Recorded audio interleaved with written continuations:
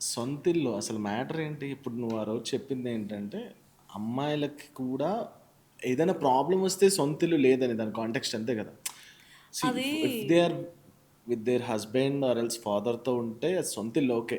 ఒకవేళ ప్రాబ్లమ్ వస్తే అబ్బాయి వెళ్లి ఫుట్‌పాత్ మీద కూర్చున్నట్టు అమ్మాయి కూర్చోలేదు కాబట్టి ఆ అమ్మాయికి సొంతిల్లు లేదనే కాంటెక్స్ట్ నువ్వు చెప్పావు. నాకర్థమైంది అంతే. సెన్స్ ఆఫ్ బిలాంగింగ్ కోసం చెప్పా. ప్రాపర్టీ గురించి కాదు. ఆ!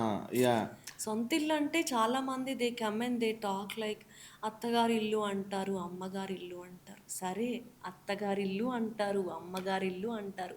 నా ఇల్లని ఎప్పుడంటాం? హ్మ్. హ్మ్. అమ్మదైనా సరే, అత్తదైనా సరే, నాది ఇది. అది అమ్మది, అత్తది కదా! హ్మ్. నాది కూడా ఉండాలి కదా!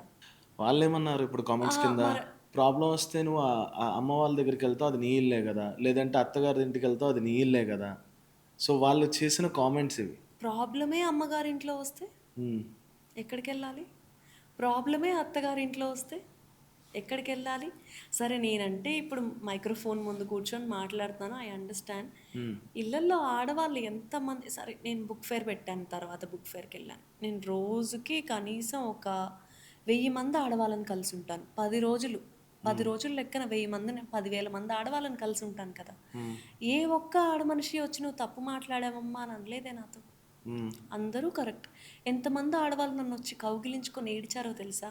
కొన్ని హ్మ్. సంవత్సరాలుగా నేను అడగలేని ప్రశ్న నువ్వు అడిగావు తల్లి అని.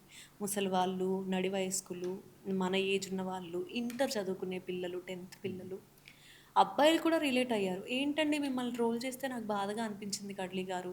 ఎందుకు అనిపించింది?" అని అడిగాను. ఎందుకంటే నేను మా అమ్మ ఇబ్బంది పడుతుంటే నేను చూసానండి. మా నాన్న కొడుతుంటే మా అమ్మ ఇబ్బంది పడుతుంటే నేను చూసాను. నేను చిన్న పిల్లోడిని అడగలేకపోయాను. హ్మ్. మా అమ్మమ్మ వాళ్ళ ఇంటికెళ్ళేది. కానీ 2 రోజుల కన్నా మా తాతయ్య ఎక్కువ రోజులు ఉంచుకునేవాడు కాదు. మళ్ళీ చచ్చినట్టు వచ్చి సరే, ఇదంతా ఎక్కడో పల్లెటూర్లలో జరుగుతుంది అనుకోవడం కూడా కాదు. మెట్రోపాలిటన్ సిటీస్‌లో కూడా ఇదే పరిస్థితి.